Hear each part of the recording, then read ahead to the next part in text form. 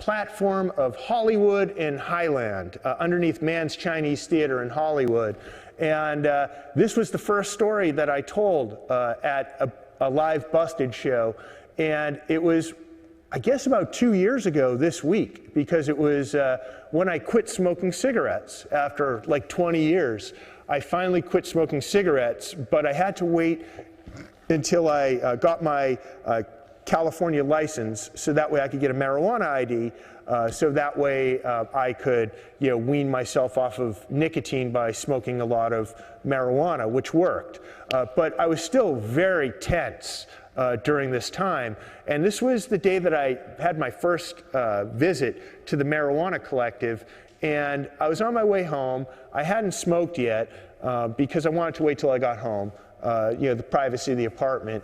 And I was very tense because I hadn't smoked cigarettes for about 8 or 9 days at that point. So it's that kind of Ben Steele period.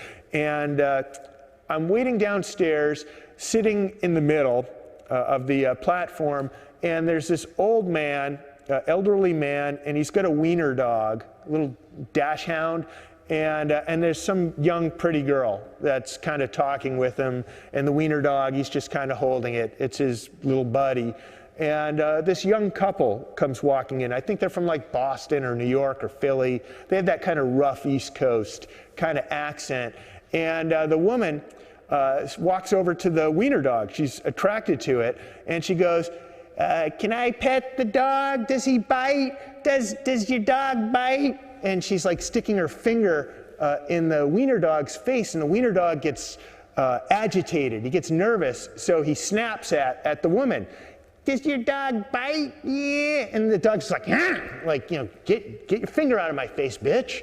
And the woman snaps. She's like, "Oh my God, your dog just tried to bite me. What an evil dog, what the fuck?" And the old man turns away from the woman to this lady that's screaming, and he says, "Well, what the fuck did you think the dog was gonna do? He's a dog. You're putting your finger in its face.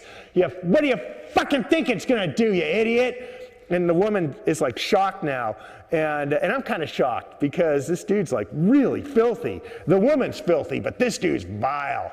And but he's right at the same time. And the woman, she's like, "Oh my God, you're a evil man. This dog tried to maul me. I'm going to call the police, and I'm going to have you arrested, and I'm going to have this dog put to sleep because you are a horrible, horrible person."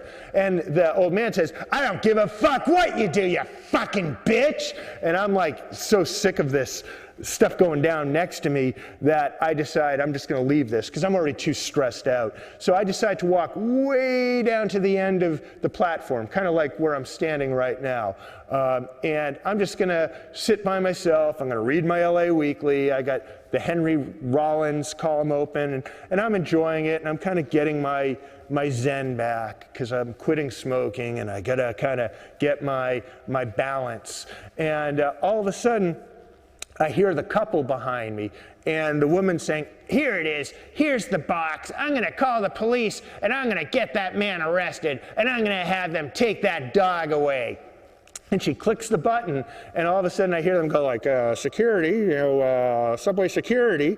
And she's like, "Yeah, there's this violent, evil man on the subway, and he has his brown Wiener Dog, and he tried to bite me. He almost took my hand off. There's a violent dog, and he's biting people, and the owner, he doesn't care, and he's violent, and he's sicking it on people. You have to arrest him and take it away." And I'm like, man, I cannot let this happen, because that was a cool dog, and you can't blame the dog when you put your finger in the dog's face. So I'm like, that does it. I'm just going to have to do some subway justice, and I'm going to have to straighten this out. So she's talking to the speaker on the wall, and I stand behind her and I say, "That's not true.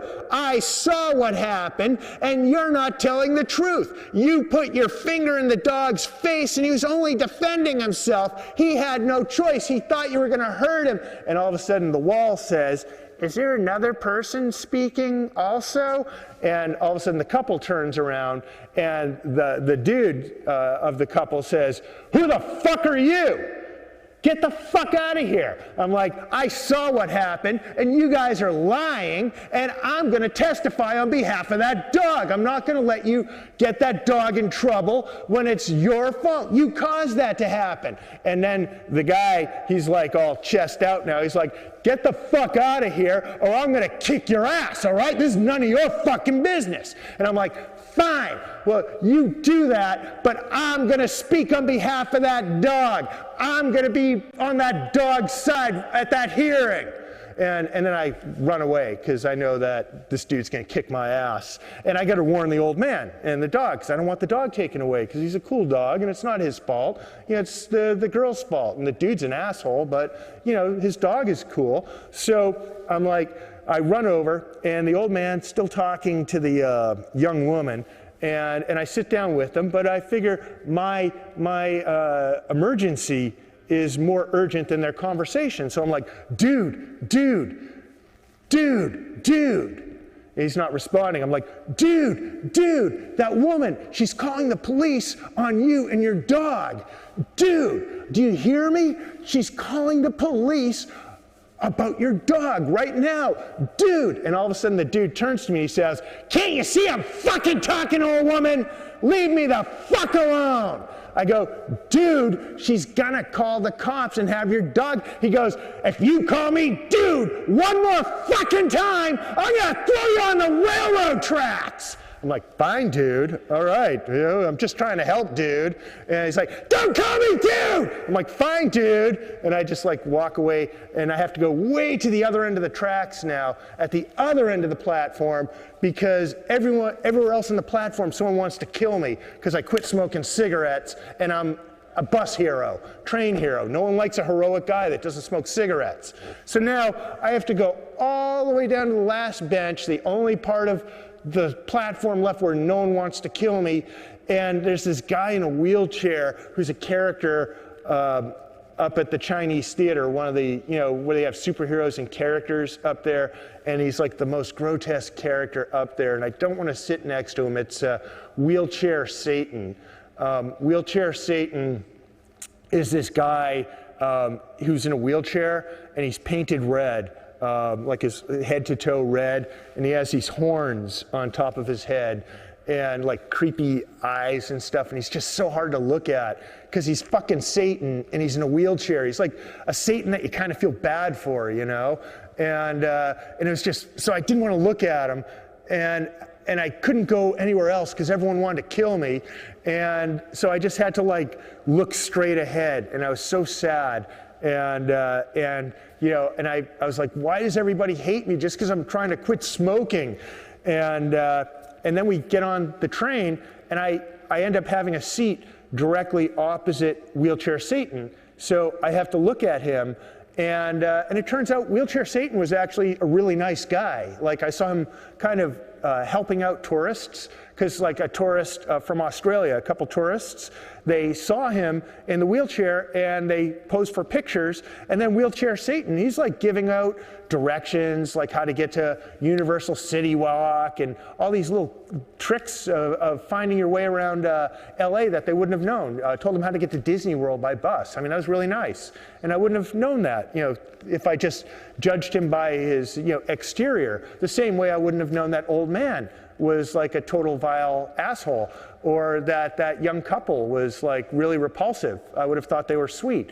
But that's things that you just never know when, you know, you're riding the subway.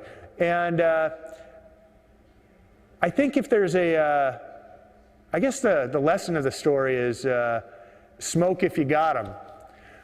Anyway, I ended up seeing that old man, you know, just a little add-on to the story. About a year and a half later, a few months ago, he was out in front of the Chinese theater, and he didn't recognize me, but I recognized him, and I wanted to get his picture, and he was playing the harmonica. It turns out he's actually a really, really good harmonica. I looked him up. I'm not going to say his name, but he's won Grammys for the harmonica before, and his dog, when he would play, the dog would sing, like he'd be like going like, ooh, and I thought that was so cool, and that made me feel a lot better about defending that dog, because he was a really cool dog. Dogs that sing are the coolest dogs, and even though his owner was kind of a psycho, he was a good guy.